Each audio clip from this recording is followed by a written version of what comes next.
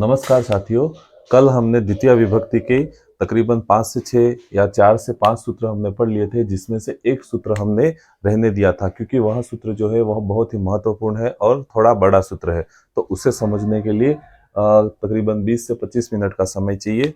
इसके लिए हमने एक सूत्र को रहने दिया था, अकथितम च सूत्र को। तो आज हम उसी सूत्र के बारे में विस्तृत से चर्चा करेंगे और परीक्षा में बनने वाले महत्वपूर्ण सवालों के बारे में चर्चा करेंगे। तो मैं डॉक्टर प्रदीप डामोर कालीबाई संस्कृत क्लासेस पर आप सभी का स्वागत करता हूं। तो हम आज पढ़ेंगे अकथितम सूत्र को। आज हम पढ़ेंगे अकथितम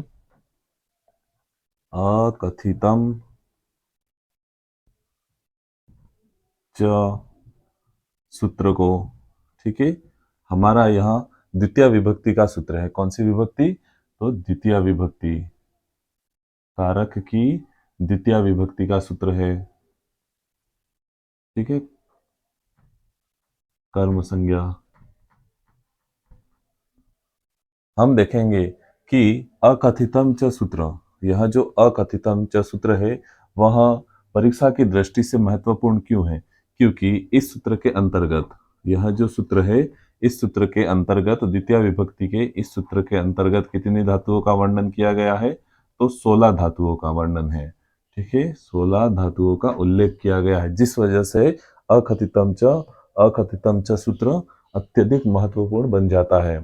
अब हम देखेंगे कि अकथितम च सूत्र कहना क्या चाहता है और तात्पर्य क्या है। तो हम सबसे पहले देखते हैं कि अपादान आदि, ठीक है, अपादानादि विशेषे, अपादान आदि विशेषेर विवक्षितम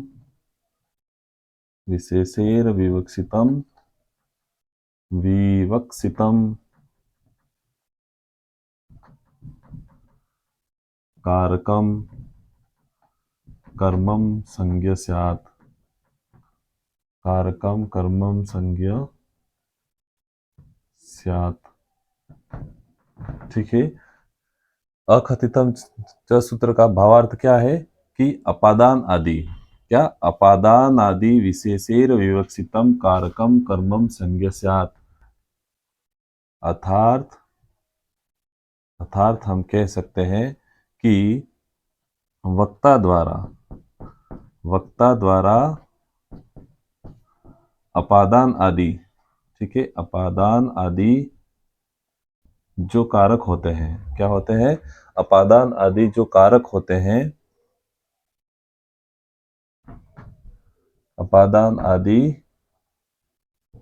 कारकों को, ठीक है, वक्ता द्वारा अपादान आदि कारकों को अपादान कारक, ठीक है, अपादान आदि कारकों को अपादान कारक में, ठीक है, अपादान कारक में व्यक्त नहीं करना चाहता है। ठीक है, व्यक्त नहीं करना चाहता है। क्या?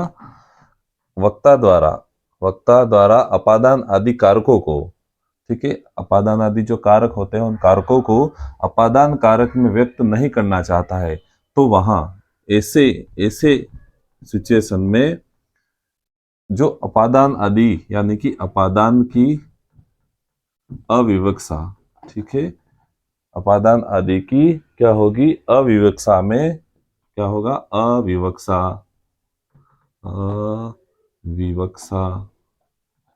में क्या होगा? कर्म संज्ञा होगी। ठीक है, कर्म संज्ञा होगी। क्या होगी? कर्म संज्ञा होगी। तो हम समझ सकते हैं कि वक्ता द्वारा अपादान आदि कारकों को अपादान कारक में व्यक्त नहीं किया जाता है या नहीं करना चाहता है, तो ऐसी स्थिति में अपादान की अविवक्षा में, अपादान की जो अविवक्षा होती है उसमें क्या होगा? कर्म संज्ञा होगी। तो कर्म संज्ञा होने पर हमारी कौन सी विभक्ति प्रयोग करेगी? तो द्वितीय विभक्ति काम करेगी। ठीक है, कौन सी? द्वितीय विभक्ति। तो वह किस तरह होगा उसे हम उदाहरण के माध्यम से समझेंगे। तो बेहतर होगा। उदाहरणों को समझने से पहले हम यह जो इस सूत्र के अंतर्गत इन 16 धातुओं का वर्णन जो किया गया है कि वह 16 धातुएं कौन कौन सी है, उसके बारे में विस्तृत, वह 16 धातुएं कौन कौन सी है उन्हें हम यहाँ पर समझने का प्रयत्न करेंगे।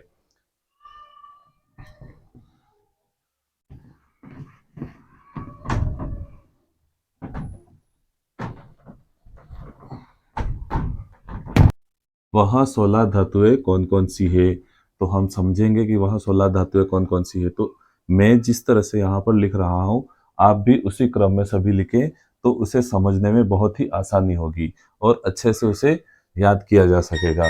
क्योंकि मैं जिस तरह से लिखूंगा वह उसके टुकड़ों टुकड़ों में लिखूंगा, और हमारे जो लघु सिद्धांत कौमुदी या सिद्धांत कौमुदी में इस सूत्र का जिस प्रकार वर्णन किया है वह एक श्लोक के माध्यम से श्लोकबद्ध किया गया है। तो मैं तो इसको टुकड़ों टुकड़ों में यहाँ पर बताऊंगा जिससे समझने में आसानी रहेगी।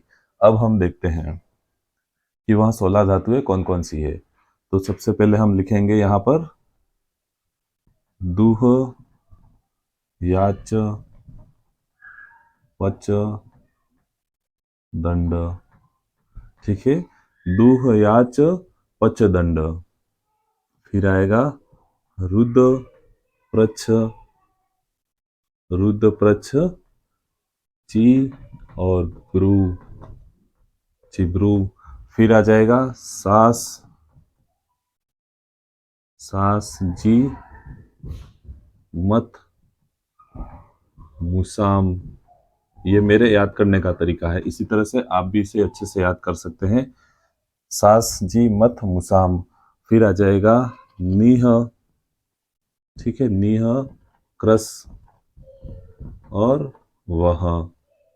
ठीक है, इसी तरह से आप एक के ऊपर एक इस तरह से इसे लिखें तो आसानी होगी इसे अच्छे से समझने में।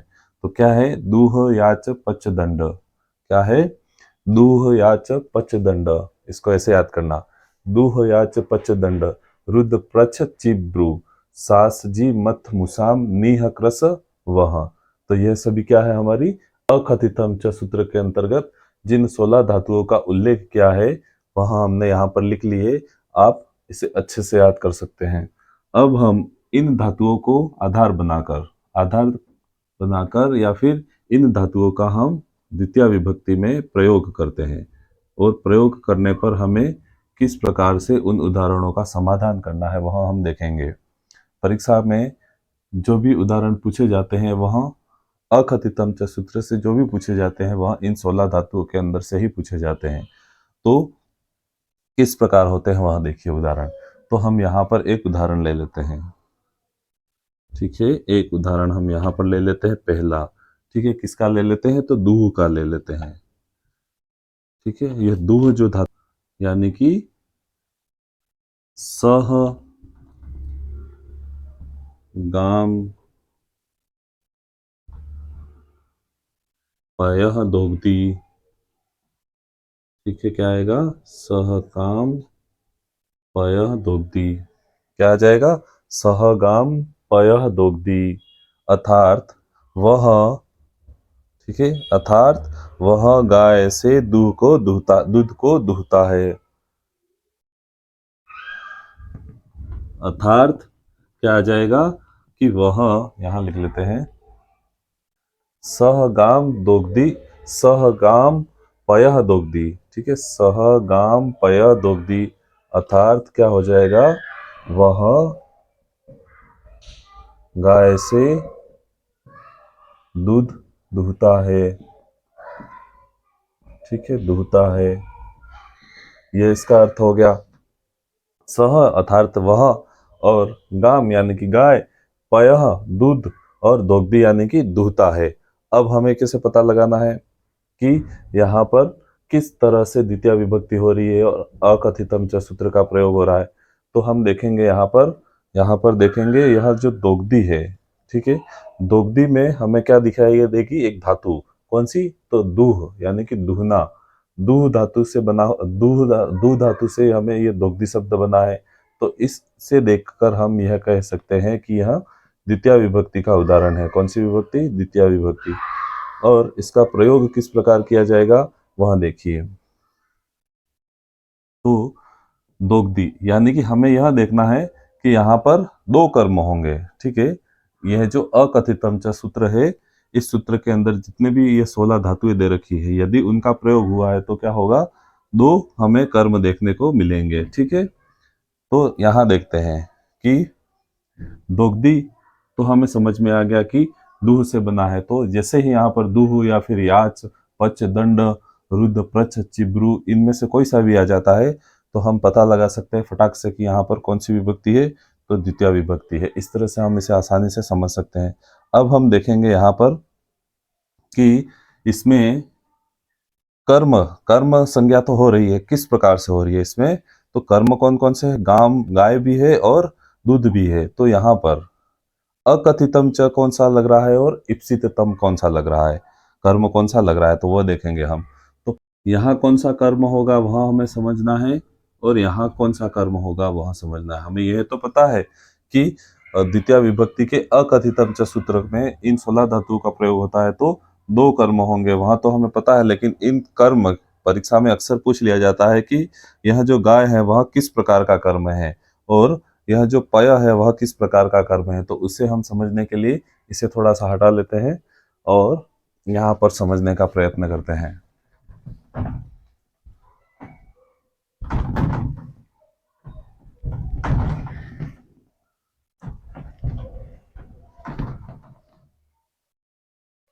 ठीक है, हमारा उदाहरण है सहगाम पयः दोग्धी। क्या है पहला? हमने पहला लिया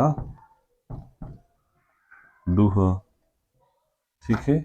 उसका उदाहरण क्या लिखा था? सह गाम पयः दोग्धी, ठीक है, पयः दोग्धी।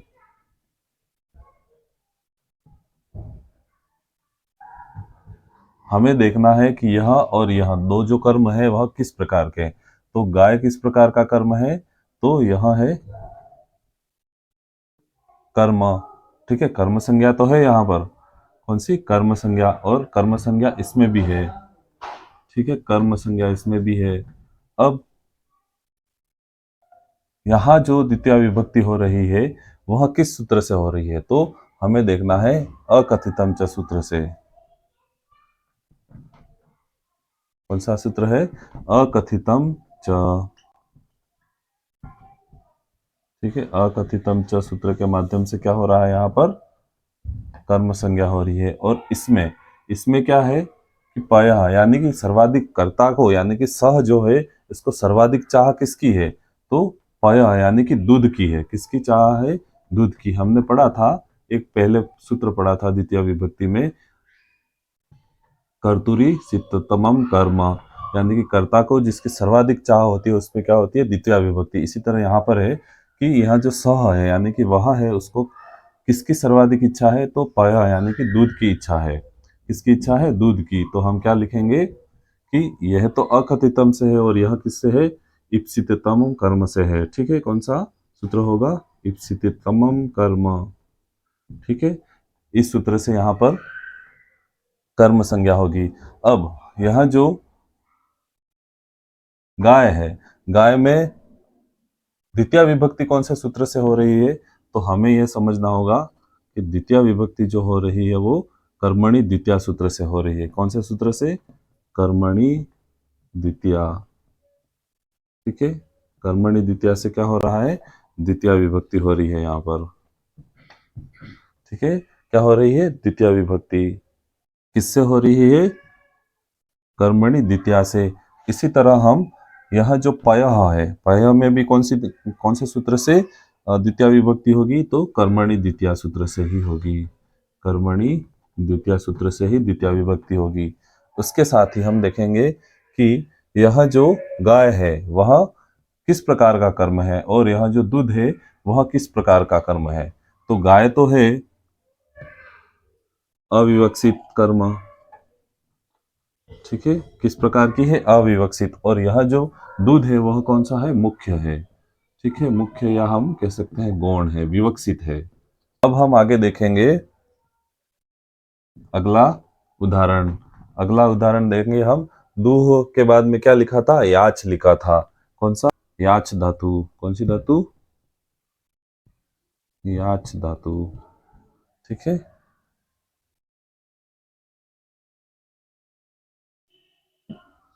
याच धातु को हम यहां पर लिख लेते हैं।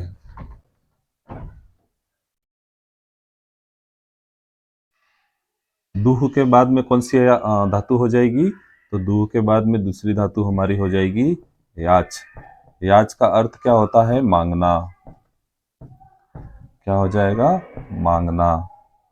ठीक है, तो याच धातु से संबंधित जो उदाहरण है वहां हम देखते हैं। ठीक है, किस प्रकार से है। उदाहरण है वामनः बलिम वसुधा। ठीक है, वसुधा याचते। ठीक है, ये हमारा क्या है? अगला उदाहरण है। क्या है? वामनः बलिम वसुधाम याचते। ठीक है, क्या है? वामनः बलिम वसुधा याचते। अब हम यहाँ पर देखेंगे, यहाँ देखेंगे कि हमारा यह जो याच याच धातु है उसका कहाँ उल्लेख हुआ है? यहाँ पर। ठीक है, यहाँ पर याच है तो हम यहाँ पर सीधा सा पता लगा सकते हैं कि यहाँ पर दो कर्म है। ठीक है, अकथितम च सूत्र में याच धातु का उल्लेख है तो हम देख रहे हैं यहाँ पर कि दो कर्म है। अब इसमें इप्सितम कर्म कौन सा है और अकथितम कर्म कौन सा है वहां हमें देखना है। ठीक है, तो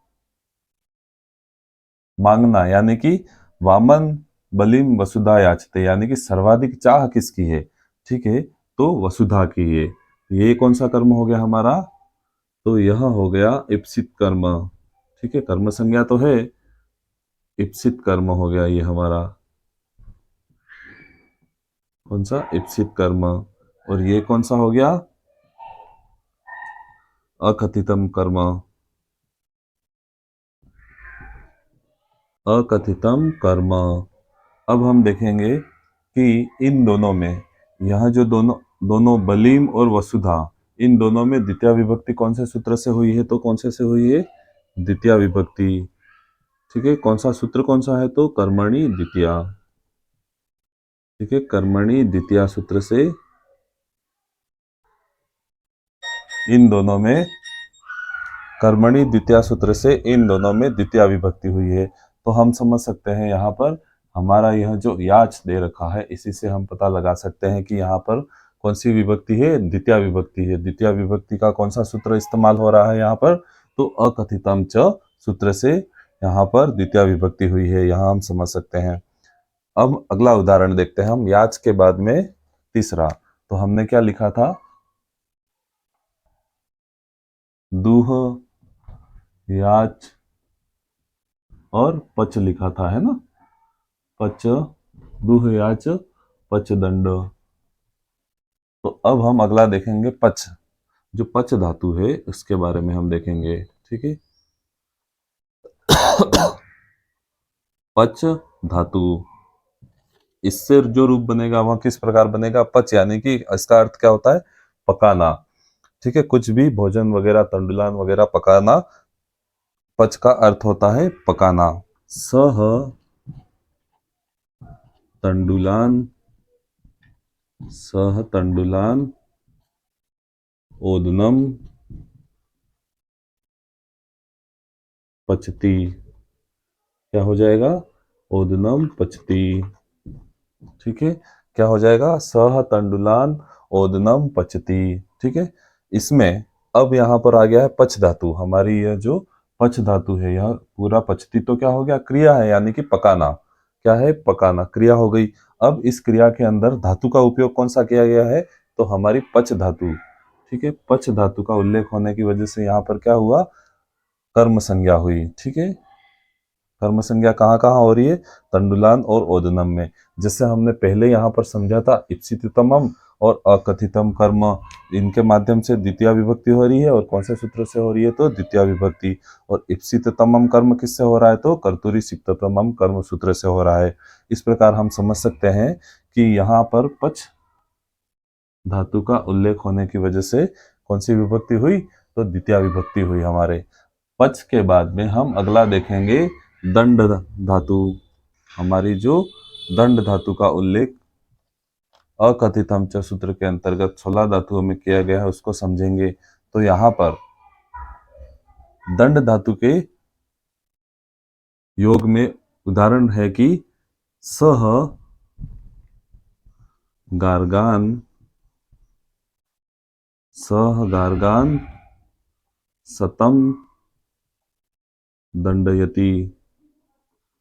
ठीक है, क्या है? सह गार्गान सतम दंडयति। अर्थात इसका अर्थात शब्द क्या, भावार्थ क्या होगा इसका? अर्थात वह गर्ग को 100 रुपए का दंड देता है। ठीक है, वह गर्ग को 100 रुपए का जुर्माना लगाता है या दंड देता है। इस प्रकार से हम इसे समझ सकते हैं। तो अब यहाँ पर देखेंगे कि हमारा जो 16 धातुओं के अंतर्गत जो दंड है उसका उल्लेख कहाँ पर है? यहाँ पर है।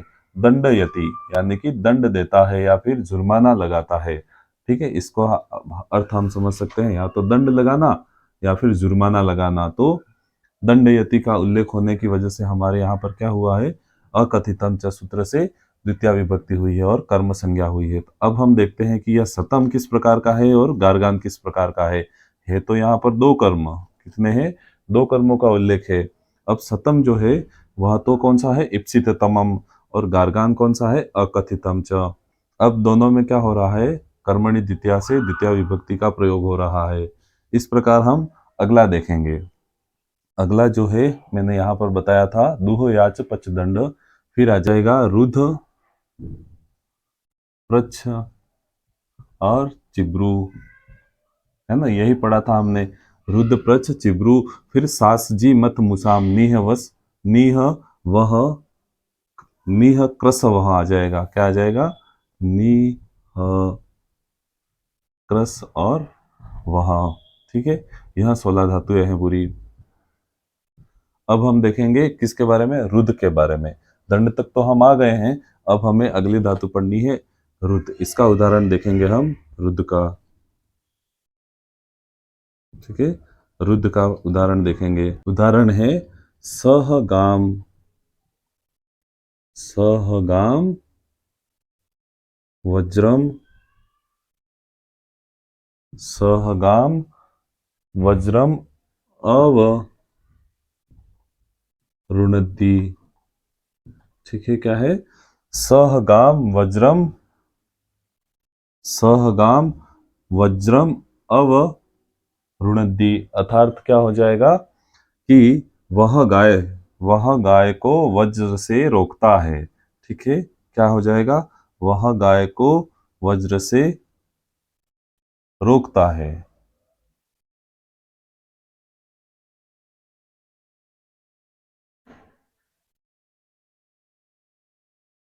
वह गाय को वज्र से रोकता है। तो अब हमारा यह जो रुद्र है उसका उल्लेख कहाँ पर हुआ है? यहाँ पर हुआ है।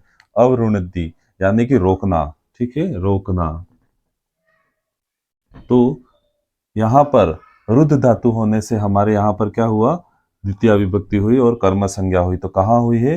तो एक तो यहाँ पर वज्रम में और एक गाम में हुई है। तो यह तो हो गया हमारा इप्सिततमम और ये हो गया हमारा अकथितम कर्म हो गया। कर्म तो दो प्रकार के हैं यहाँ पर। अब अकथितम च और ईप्सिततमम कर्म। ईप्सित कर्म किससे होगा? तो कर्तुरी सिप्ततमम कर्म सूत्र से होगा। और अकथितम च किससे होगा? तो अकथितम च सूत्र से। और विभक्ति किससे होगी? तो द्वितीय कर्मणि द्वितीय सूत्र से। कौन सा सूत्र लगेगा? कर्मणि द्वितीय। कर्मणि द्वितीय से क्या हो जाएगी? द्वितीय विभक्ति हो जाएगी। इसी तरह हम अगला देखेंगे प्रच्छ के बारे में। ठीक है, तो अगला हमारा उदाहरण होगा प्रच्छ। ठीक है, प्रच्छ। प्रच्छ का उदाहरण है सह माणवकम सह माणवकम मार्गम पृच्छति। क्या हो जाएगा? मार्गम पृच्छति।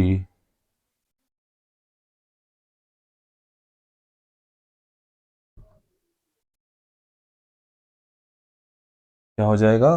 सह माणवकम मार्गम पृच्छति, यानी कि वह माणवक से मार्ग पूछता है। तो हम यहाँ पर देखेंगे कि हमारा यहाँ जो पृच्छ है, पृच्छ धातु जो है वह कहाँ पर आया है? तो यहाँ पर पृच्छति क्रिया के रूप में आया है। ठीक है, तो पृच्छ धातु से यहाँ पर कौन सा कर्म हुआ हमारा? तो एक तो यह और एक यहाँ पर कर्म हुआ। ठीक है, मार्ग को हम कह सकते हैं पंथाना, पंथाना भी लिखा आ सकता है, पंथानम। ठीक है, तो पंथाना और मार्ग दोनों पर्यायवाची है आपस में, तो या तो पंथान भी लिखा आ सकता है या फिर मार्गम भी लिखा आ सकता है। तो यहाँ पर ये मार्ग तो हुआ इप्सितमम और यह हुआ अकथितम कर्म। प्रत्येक हमें ध्यान रखना है, जो अकथितम जो सूत्र है इसके अंदर जब भी जो 16 धातुओं का उल्लेख होगा तो यहाँ पर क्या होगा? हमेशा दो कर्मों का हमें देखने को मिलेंगे, दो कर्म दिखेंगे।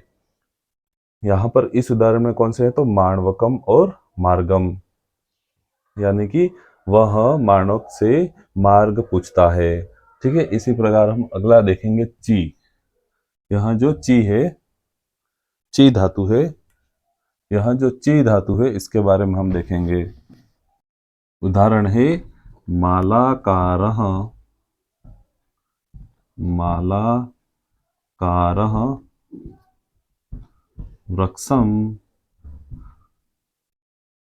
मालाकारः वृक्षम फलम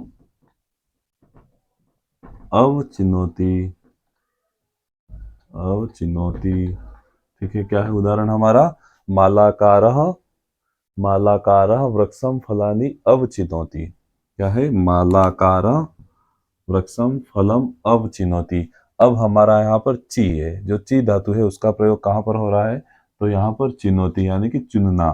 ठीक है, मालाकार वृक्षों से फल को चुनता है। तो यहाँ पर ची धातु होने की वजह से हमारे यहाँ पर कितने कर्म हो रहे हैं? तो दो कर्म हो रहे हैं, एक तो वृक्ष में और एक फल में। तो फल तो क्या है? इप्सिततमम कर्म है, और वृक्ष किस प्रकार का है? तो अकथितम है। ठीक है, हमने जैसे पहले उदाहरण में पढ़ा था उसी प्रकार से यहाँ पर फल में इप्सिततमम कर्म है और यहाँ पर अकथितम कर्म है।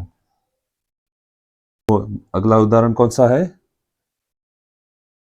ब्रू। ठीक है, ब्रू अर्थात कहना। ठीक है, इसका उदाहरण हम देखेंगे कि कहना। अब इसका उदाहरण है सह बालकम। ठीक है, सह बालकम धर्मम ब्रूते। क्या हो जाएगा?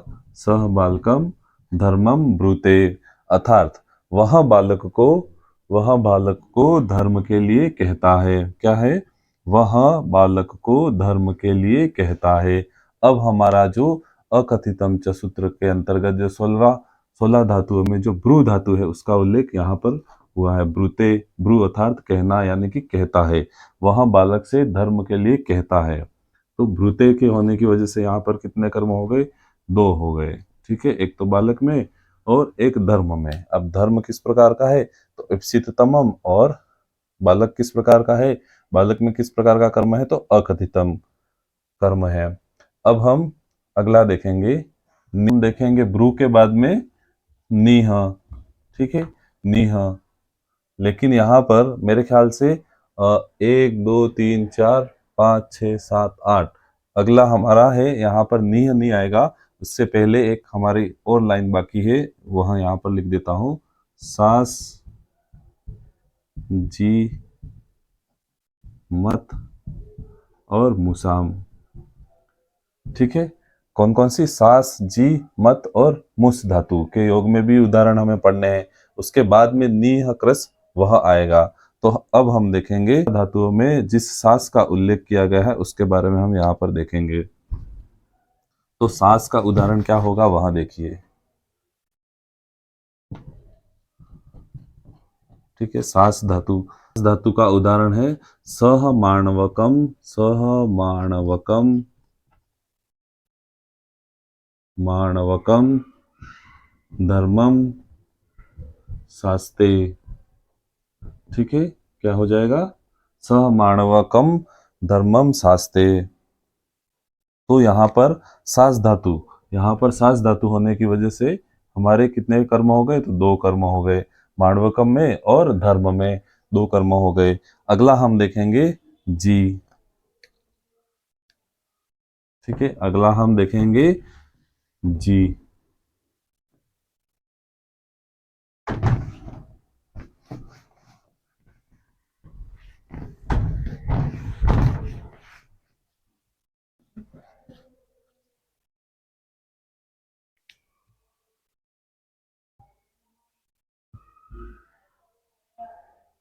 अगला है जी। सास तो हमने पढ़ लिया, अब है अगला जी। तो जी का क्या उदाहरण होगा? देवदत्तम। क्या हो जाएगा? सह देवदत्तम सतम जयति। सतम जयति। ठीक है, क्या हो जाएगा? सह देवदत्तम सतम जयति। तो यहाँ पर जी, यह जो हमने लिखा था, यहाँ पे ले लेता हूं मैं, सास जी मत और मुस। ठीक है, यहाँ तो यहाँ पर जी अर्थात जयति यानी कि जितना। ठीक है, जी का क्या तात्पर्य होगा? जितना। तो क्या है यहाँ पर कि वह देवदत्त से 100 रुपये जीतता है, यानी कि 100 शतम रुप्यकाणि जयति।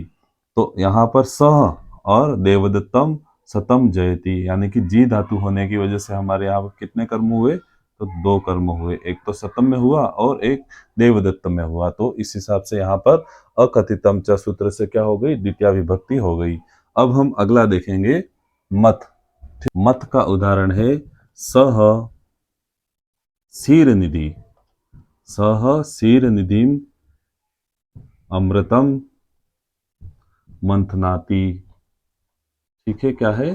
सह क्षीर निधि, सह क्षीर निधि अमृतम मंथनाति। अर्थात वह क्षीर सागर से, अर्थात वह क्षीर सागर से अमृत को मथता है।